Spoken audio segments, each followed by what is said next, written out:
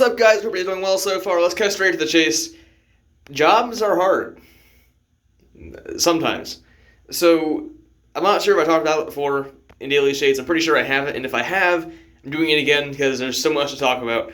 I want to talk about my first job at a grocery store called Harris Teeter. It's in like the southeast kind of area, right? Maybe you've heard of it. And it just kind of sucked. So I worked at the worst store in the district. Not only is it the smallest store, but also the worst store. It was actively in the red, losing the company money. It was atrocious, a terrible place. It was a place where fun goes to die, essentially, and all your hopes and dreams as well. And I was a cashier. And I got... Typically, it wasn't even my coworkers that were that bad. Like, my coworkers, at worst, they just didn't do their job. They kind of just sat around and just kind of, did whatever. Or there was our manager, Bill, who as soon as he left, our store went out of the red, and his new store became the worst store in the district.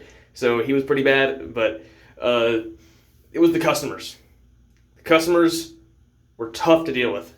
And I have so many stories of terrible customer interactions. I think that Harris Teeter is where the big tech companies send their new AI androids to test their interaction with human life, and most of them don't pass the test. It's so sad. It's kind of like iRobot, where and I'm Will Smith. So I might even know where to start. So there's a story where there was this lady who came. She was not a native English speaker, so it was hard to communicate a little bit. But she had a bunch of coupons, so I'm sorting through the coupons and stuff. And she says, "I'll be right back." All right, so I'm like, okay, I guess she's gonna go grab an extra item, and we're along those lines. So she leaves.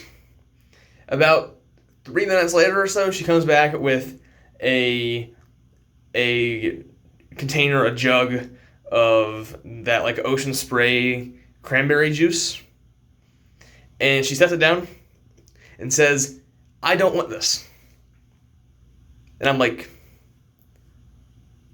"What?" She says, I don't want this. And I'm like, "Yeah, I'll put it back for you." I mean, I guess it's good to know that you didn't want the whole store. Are you going to grab every item off the shelf? "I don't want this. I don't want this. I don't want this."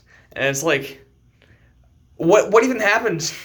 Why'd you leave and come back with another item and say that you don't want it? I'm so confused. I doubt she meant any ill will. I'm sure she has reasoning for it. I'm sure she has her reasoning. But I will never understand what compelled that woman that day to say, "I'll be right back," grab a bottle of ocean spray, put it down on the counter, and say, "I don't want this." I don't know. So, that's the story for today. Expect more work stories as we go on, because a lot of them are pretty weird and interesting. At least to me they are. So yeah, with that in mind, love you guys. Be safe, be smart, don't be stupid, and have a great rest of your day.